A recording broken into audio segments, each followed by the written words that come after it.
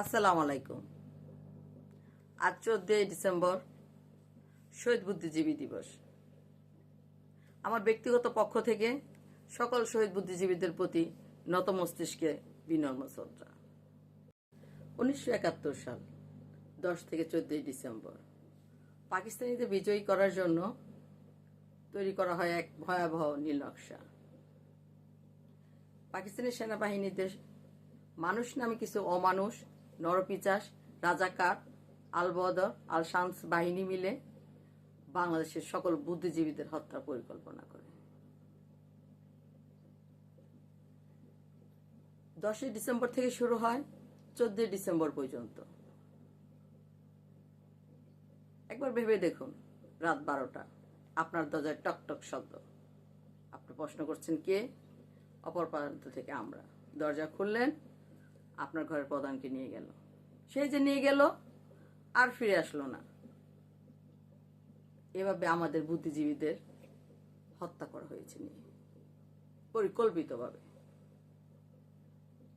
991 জন শিক্ষাবিদ, 13 জন সাংবাদিক, 49 জন চিকিৎসক, 42 জন আইনজীবী ও অন্যান্য 16 জন বুদ্ধিজীবীকে 10 থেকে 14 ডিসেম্বরের মধ্যে হত্যা করা হয়। 10 থেকে 14 ডিসেম্বর, এর মধ্যে 14 ডিসেম্বর সর্বোচ্চ হত্যা করা হয়, যার পরিপ্রেক্ষিতে 14 ডিসেম্বরকে শহীদ বুদ্ধিজীবী দিবস ঘোষণা করা হয়। গেছে 54 বছর, কিন্তু পাল্টায়নি আল বদর আল শামসদের আচরণ। 13 ডিসেম্বর ইনকিলাব মঞ্চের মুখপাত্র ওসমান হাদি, যে বাংলাদেশকে ধারণ করে, যে বাংলাদেশকে বহন করে, যে বাংলাদেশকেই তার অস্তিত্ব মনে করে, যে বিশ্বাস করে যুদ্ধের ময়দানে একজন বিপ্লবীর মৃত্যু হবে। একজন বিপ্লবীর মৃত্যু কখনো ঘরে হতে পারে না। যে ওসমান হাদি কথা বললে 1000 বট আইডির যে উপকণ্ঠা ছড়ায় তার নিমিষেই ধ্বংস হয়ে যায়। ওসমান হাদি কথা বলে সত্যকে নিয়ে। ওসমান হাদি যখন কথা বলে, কথা চলে যায় বিএনপির পক্ষে, জাতীয়তাবাদীর পক্ষে। আচ্ছা, এটা কি সবার ভালো লাগবে? ওসমান হাদি তো মুক্তিযুদ্ধ বিরোধীদের নিয়ে কথা বলবে না। যে হাসতে হাসতে যুদ্ধের ময়দানে জীবন দিতে চায়, সে কি কখনো রাজাকারদের পক্ষে কথা বলবে? আল বদর আল শামসদের পক্ষে কথা বলবে? বলবে না। ওসমান হাদি সে কি শুধু ইনকিলাব মঞ্চের ওসমান হাদি? সে তো বাংলাদেশের ওসমান হাদি। ঢাকা 8 আসন থেকে নির্বাচনের স্বতন্ত্র প্রার্থী হলেন। ওনার প্রথম কথাটাই ছিল এরকম, আমি যদি এই ঢাকা 8 আসন থেকে 500 ভোট পাই, তাহলে আমি নিজেকে বিজয়ী মনে করব। আমাকে চেষ্টা করতে হবে, আমি বিজয়ী হব এটা আমি ভাবি না, তবে 500 ভোট পেলেই আমি খুশি। এদিক দিয়ে আপনারা দেখেছেন, যারা বিশ্ববিদ্যালয়ে ক্যাম্পাসগুলোতে লেজার ভিত্তিক রাজনীতি পছন্দ করে না, আর এই লেজার ভিত্তিক রাজনীতি হতে দিবে না বলে ছাত্র দলকে কুণ্ঠিত করার সর্বোচ্চ চেষ্টা করে গেছে। তারা কিন্তু বড় করে বিলবোর্ড টানিয়েছে ঢাকা 8 আসনের জন্য। এই ওসমান হাদিকে গুলি করলে লাভটা কার? যে ব্যক্তি সারাক্ষণ ধারণ করে আদর্শ মনে করে জিয়াউর রহমানের, সে দলের কারো?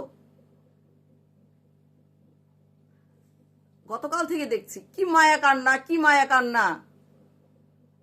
আদৌ কি এটা কান্না? ডিসেম্বর মাস এলেই কি আমাদের সূর্য সন্তানদের বিসর্জন দিতে হবে? আর কত? যারা মায়া কান্না করছেন তাদেরকে বলবো একটু সাবধান। টিস্যু দিয়ে না, রুমাল দিয়ে চোখের পানি মুছুন, এটা কাজে দিবে। হাদি মারা যায়নি, চিকিৎসাধীন আছে।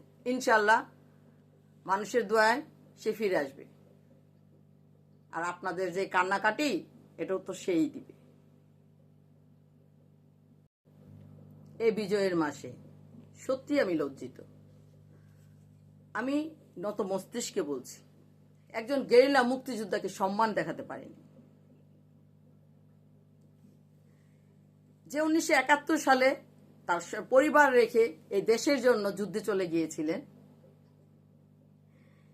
যে আমাদের আশ্রয়স্থান কর্মীদের জন্য, যে একজন ছাত্রনেতা থেকে জননেতাতে পরিণত হয়েছে, যার কাছে শেখ হাসিনা নির্বাচনে পরাজিত হয়েছে, যার রাজনৈতিক ভূমিকার কথা আমি 1 ঘন্টায় না, একদিনও বলে শেষ করতে পারবো না। সে মির্জা আব্বাস সাহেব যখন শুনতে পেলেন হাতিকে গুলি করা হয়েছে, সে তখনই ছুটে গেলেন হাসপাতালে। এটাই তো রাজনৈতিক শিষ্টাচার হওয়ার কথা। শিষ্টাচার দেখিয়েছেন, আমরা শিখলাম কতটা ধৈর্য ধরতে হয়। সেখানে এক ভদ্র নারী যেভাবে যে আচরণ করলো, আমি সেটা বলতে চাচ্ছি না মুখে, আজীবন আমাদের হৃদয়ে দাগ কেটে থাকবে। স্যালুট মির্জা আব্বাস ভাইকে, যে সে এই সিচুয়েশনে ধৈর্য ধরেছেন। হয়তোবা মনে মনে বলেছিলেন, আজকের এই দিনটার জন্যই কি যুদ্ধ করেছিলাম, জীবনের মায়া ত্যাগ করে স্বাধীনতাটাকে ছিনিয়ে এনেছিলাম। এই মির্জা আব্বাস ভাইরা রাজপথে গিয়েছিল বলে আমরা এই পতাকাটা হাতে নিতে পারি। যারা এই পতাকাটা চায়নি, যারা এই মানচিত্র চায়নি, যারা এই ভূখণ্ড চায়নি, তারা এখন এটার মালিক হয়ে গেছে। তারা কথায় কথায় মব সৃষ্টি করে। 71 থেকে 2025, 54 বছর। বাংলাদেশে কি শিক্ষাবিদ, সাংবাদিক আর আসেনি, জন্ম হয়নি? কোথায় আপনারা? আপনারা দেখেন না কিছু? এই দেশটা আপনাদেরই। যারা এই দেশটা চায়নি, যারা এই মানচিত্র চায়নি, যারা এই সংবিধান মানে না, যারা জাতীয় সঙ্গীত মানে না, যারা এই পতাকা মানে না, তারা রাষ্ট্রের মালিক হয়ে যাচ্ছে। তারা নিজেদেরকে রাষ্ট্রের মালিক মনে করে। আজ এই শহীদ বুদ্ধিজীবী দিবসে শহীদদের প্রতি আমার প্রতিজ্ঞা, যতদিন পর্যন্ত বাংলার সূর্য সন্তানদের সঠিক মূল্যায়ন এবং সম্মান প্রতিষ্ঠিত করতে না পারবো, ততদিনে রাজপথ ছাড়ব না। সবাইকে অসংখ্য ধন্যবাদ।